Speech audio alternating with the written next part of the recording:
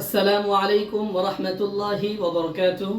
কাছের দূরের যে যেখান থেকে দেখছেন সবাইকে মুবারকবাদ জানিয়ে মূল আলোচনায় চলে যাই। আজকে আমরা জানার চেষ্টা করব ইসলাম ধর্মে ধর্ষকের ব্যাপারে কি বলা আছে, তার জন্য কি শাস্তি নির্ধারিত আছে। এই জিনিসটা আজকে জানার চেষ্টা করব। তো আলোচনায় যাওয়ার আগে এই আলোচনাটা কেন করার প্রয়োজন বোধ করলাম বা কোন জিনিস আমাকে উদ্বুদ্ধ করলো আলোচনাটা আজকে করতে। তো আজকে দুপুরে ইউনিভার্সিটিতে বসে মিড টার্মের খাতা দেখছিলাম, এক মা মেসেজ করেছে। তো মেসেজটা আমি সরাসরি পড়ি যে if Islam encourage to rape a girl, I don't want my son to learn this religion. I wanted my son to be a nice human, not someone who can rape a girl because of her clothes. So অবশ্যই এই মা ভয়ে আছে যে ইসলাম বোধহয় ধর্ষকের ব্যাপারে খুব কঠোর ভূমিকা পালন করে না, সহজভাবে দেখি। এটা হয়তো তার মনে হওয়ার কিছু কারণ থাকতে পারে, হয়তো বেশ কিছু কারণে সে এটা ভাবছে। তো আজকে এই জিনিসটা নিয়ে আলোচনা করব, যাতে করে এই ভুল মেসেজ যারা পাচ্ছেন তারা যেন সঠিক মেসেজটা পেতে পারে। তো আলোচনা না বাড়িয়ে একদম মেইন পয়েন্টে চলে যায় যে ইসলামের ফিকহের কিতাবগুলো দেখলে দেখা যায় যে 4 ধরনের শাস্তির বিধান পাওয়া যায়। তার মধ্যে একটা হচ্ছে যে ধর্ষণ, বেসিক্যালি জিনা বিল জাবর, জোর করে বেবিচার করা। তো এই প্রেক্ষিতে একজন ধর্ষকের জন্য একজন বেবিচারে যে শাস্তিটা পায় সেম শাস্তি সে পাবে। এমনকি এই ক্ষেত্রে 4 মাযহাবের ফিকহে মালিকি, ফিকহে হাম্বলি, ফিকহে হানাফি, শাফিঈ, এই 4 মাযহাবের সকল উলামায়ে কেরাম এর ব্যাপারে মুত্তাফাক, একমত যে ধর্ষকের বেবিচারের শাস্তি সে পাবে। এর দলিল হিসেবে সূরা নূরের 2 নম্বর আয়াত থেকে আমরা তেলাওয়াত করতে পারি। আল্লাহ তাআলা বলেছেন যে আয-যানিয়াতু ওয়াজ-যানি ফাজলিদু কুল্লা ওয়াহিদাতিন মিনহুমা মিআতা জালদা, যে বেবিচারিণী ও বেবিচারী প্রত্যেককে 100টা করে বেত্রাঘাত করো। এবং এখানে একটা পয়েন্ট আমি আপনাদেরকে দেখাতে চাই যে আল্লাহ এরপরে বলেছেন যে ওয়ালা, যখন তুমি শাস্তি দিবে, শাস্তি দিতে গিয়ে যেন ওয়ালা তাখুযকুম বিহিমা রাফাতুন ফি দীনিল্লাহ, তাদের শাস্তি দিতে গিয়ে যেন দয়া অনুগ্রহ তোমাদেরকে পেয়ে না বসে। তার মানে ইসলাম বোঝাচ্ছে যে আপনি যখন তাকে শাস্তি দিবেন স্ট্রিক্ট হতে হবে, কঠোরভাবে আপনি দিবেন। কোনো দয়া, কোনো সিম্পিথি, তাদেরকে মাফ করে দেওয়া বা সহজ করে দেওয়া, এগুলোর কোনো সুযোগ এখানে নেই। তো যেটা বলতেছিলাম যে ধর্ষণের হলে বেবিচারের শাস্তি হতে পারে। তো এখানে আসলে 2 রকম, একটা হচ্ছে যদি অবিবাহিত হয় আর বিবাহিত হয়। তো হাদিসের মধ্যে আসছে যে, দেখেন হাদিসটা কত সুন্দর, যে আল্লাহ রাসূল বলেছেন যে খুযু আন্নি, তোমরা আমার কাছ থেকে গ্রহণ করো ধর্ষণের শাস্তির কি হুকুম আসছে। জাআলাল্লাহু লাহুন্না সাবিলা, আল্লাহ তাদের জন্য বিধান দিয়েছেন। দেখেন আল্লাহর রাসূল বিধানটা বলতেছেন, কিন্তু তার আগে যে ইন্ট্রোডাকশন, যে একটা গুরুত্ব নিয়ে আল্লাহ রাসূল বলছেন যে শুনো নেও, এর থেকেও এর গুরুত্বটা বোঝা যায়। এরপর আল্লাহ রাসূল বলেছেন যে আল বিক্রু বিল বিক্রি জিলদু মিআতিন, যদি অবিবাহিত ধর্ষণ করে, তারা যদি জিনা করে, তাহলে এদেরকে 100 বেত্রাঘাত করতে হবে। এবং ওয়াতাগরিবু সানাতিন, এবং 1 বছরের জন্য তাদেরকে দেশ থেকে বহিষ্কার করে দেওয়া হবে। এবং শাস্তিটা হবে জনসম্মুখে, এবং বহিষ্কার যেটা হবে এটা সবাইকে জানিয়ে উইথ অ্যানাউন্সমেন্ট, সবাই লাইভ দেখবে, এইভাবে করা হবে। তো অন্যদিকে যদি বিবাহিত হয় তাহলেও তাদের ব্যাপারে শাস্তি হচ্ছে যে তাদেরকে 100 বেত্রাঘাত করবে এবং রজম করবে। তো রজম কি? রজম হচ্ছে, শাব্দিক অর্থ হচ্ছে যে আর রময়ু বিল হাজার, পাথর নিক্ষেপ করা, কিন্তু পরিভাষায় হচ্ছে যে কাউকে পাথর নিক্ষেপ করতে করতে মেরে ফেলা, প্রস্তর আঘাতে মৃত্যুবরণ করা। সুতরাং কোনো ব্যক্তি যদি কোনো নারীকে ধর্ষণ করে আর সে যদি থাকে বিবাহিত, ইসলাম বলে যে তাকে জনসম্মুখে 100 বেত্রাঘাত করো এবং তাকে রজম করো এবং তাকে মেরে ফেলো। আর যদি বিবাহিত থাকে সেক্ষেত্রে তার শাস্তিটা বেশি হওয়ার কারণ হচ্ছে যে বিবাহিত ব্যক্তির বৈধ উপায়ে তার যে জৈবিক চাহিদা এটা পূরণের সুযোগ রয়েছে, সে এই সুযোগটা থাকা সত্ত্বেও সে অবৈধভাবে বৈধ পন্থা বাদ দিয়ে সে তার কাম চরিতার্থ করার জন্য অবৈধ উপায় বেছে নিয়েছে, এজন্য তার শাস্তি আরো ডাবল, আরো বেশি শাস্তি। একটা হাদিস আছে নবী সাল্লাল্লাহু আলাইহি ওয়াসাল্লাম থেকে, দীর্ঘ হাদিস, যে আতা রাজুলুম মিনাল মুসলিমিনা রাসূলুল্লাহ ওয়া হুয়া ফিল মসজিদ। একজন ব্যক্তি আল্লাহর নবীর কাছে এলেন, নবীজি ওই সময় মসজিদে বসা ছিলেন। এসে দেখেন সাহাবায়ে কেরাম কেমন ছিলেন, যে অপরাধ হয়ে গেছে, এরপর এসে বলতেছে ইয়া রাসূলুল্লাহ, ইয়া রাসূলুল্লাহ ইন্নী জানাইতু, আল্লাহর রাসূল আমি জিনা করেছি, ভুল হয়ে গেছে।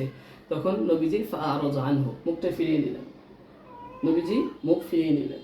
তো নবীজি যেদিকে মুখ ফিরালেন সাহাবা ঘুরে আবার ওই দিকে আসলেন, এসে বললেন ইয়া রাসূলুল্লাহ ইন্নী জানাইতু, আল্লাহর রাসূল আমি জিনা করেছি। এরপরে নবীজি আবার মুখ ফিরিয়ে নিলেন। তো নবীজি যেদিকেই মুখ ফিরান সাহাবী ওদিকেই গেলেন। এভাবে যাওয়ার পরে ফালাম্মা শাহিদা আলা নাফসিহি আরবা শাহাদাতিন, সে নিজের উপরে 4বার সাক্ষী দিল, তার মানে সে নিজের অপরাধটা স্বীকার করে নিল যে ইয়েস আমি জিনা করেছি। তখন আল্লাহর রাসূল তাকে যেই শাস্তিটা দিয়েছেন, তো এটা আমার হচ্ছে পয়েন্ট। তখন আল্লাহর রাসূল সাল্লাল্লাহু আলাইহি ওয়াসাল্লাম বললেন, সাহাবাইকে ডাক নিয়ে মসজিদে আল্লাহর রাসূল বললেন যে ইযহাবু বিহি, তোমরা তাকে নিয়ে যাও, ওয়ারজুমু, এবং তাকে রজম করো, তাকে প্রস্তরাঘাতে নিক্ষেপ করে তুমি মেরে ফেলো। হযরত জাবির ইবনে আব্দুল্লাহ রাদিয়াল্লাহু তাআলা আনহু বলেন যে যারা সেদিন তাকে প্রস্তরাঘাত করেছে, তো আমিও ওইখানে উপস্থিত ছিলাম, যে ফালাম্মা রজামনাহু বিল মুসাল্লা, তাকে নামাজের সামনে নামাজের জায়গাটায় আমরা প্রস্তরাঘাত করেছিলাম, এবং যখন সে জর্জরিত হচ্ছিল তখন সে ওখান থেকে ভেগে যাচ্ছিল, তখন আমরা তাকে ধরে নিয়ে এসে আবার শাস্তি দিই।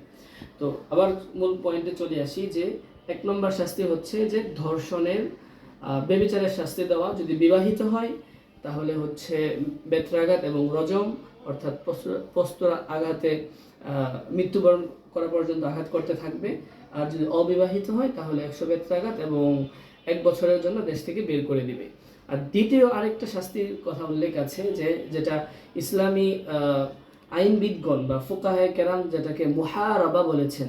তো মুহারাবার যে সংজ্ঞা, বিশেষ করে মালিকি মাযহাবের ইমামগণ, ফুকাহে মালিকি মাযহাব, তারা এটাকে ধর্ষণকে মুহারাবার অন্তর্ভুক্ত করেছেন। তো মুহারাবার শাস্তিটা দেখেন কতটুকু আল্লাহ তাআলা সূরা মাইদার 33 নম্বর আয়াতে বলেছেন যে ইন্নামা জাযাউল লাযিনা ইউহারিবুনাল্লাহ, যারা মুহারাবা করে তাদের শাস্তি হচ্ছে আইয়ুকাত্তালু আও ইউসাল্লাবু, তাদেরকে হত্যা করা হবে 1 নম্বর, অথবা যদি হত্যা না করা হয় তাহলে এর একটা অল্টারনেটিভ হচ্ছে আও ইউসাল্লাবু, তাদেরকে শুলিতে চড়ানো হবে, এবং শুলিতে চড়িয়ে আও তুকাত্তা আইদিহিম ওয়া আরজুলুহুম মিন খিলাফিন, তাদের হাত এবং পা উল্টা দিক থেকে কাটা হবে। তার মানে হচ্ছে এই হাত কাটবে এবং এই পা কাটবে, অথবা ডান হাত বাম পা এভাবে উল্টো দিক থেকে কাটা হবে। এবং আও ইউনফাউ মিনাল আরদি, অথবা তাকে জমিন থেকে তার দেশ থেকে স্থায়ীভাবে তাকে বের করে দেওয়া হবে, তার সিটিজেনশিপ নাগরিকত্ব বাদ দেওয়া হবে।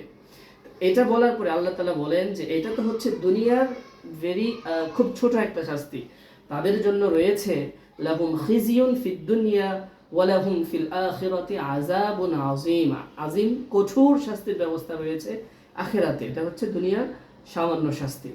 তো এটা হচ্ছে দ্বিতীয় আরেকটা কথা।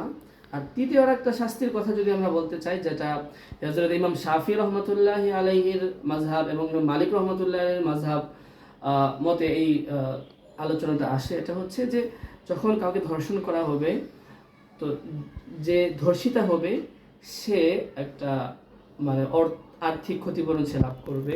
তো একটা ইমাম মালিক রহমতুল্লাহ আলাই তার মুওয়াত্তার মধ্যে একটা হাদিস এনেছেন, যে হাদিসটা হযরত ইমাম ইবনে শিহাব আজ-জুহরি রহমতুল্লাহ আলাই থেকে বর্ণিত। উনি বলেন যে আব্দুল মালিক ইবনে মারওয়ান কদা ফি ইমরাআতিন উসিবাত মুস্তাকরাহাতান, মালিক ইবনে মারওয়ান ওই নারীর ব্যাপারে একটা সিদ্ধান্ত দিয়েছিলেন যে নারীকে জোর করে জিনা করা হয়েছে, তার মানে ধর্ষণ করা হয়েছে, যে বিসসাদাকি, যে বিসাদাকিহা, যে তাকে মোহর দেওয়া হবে।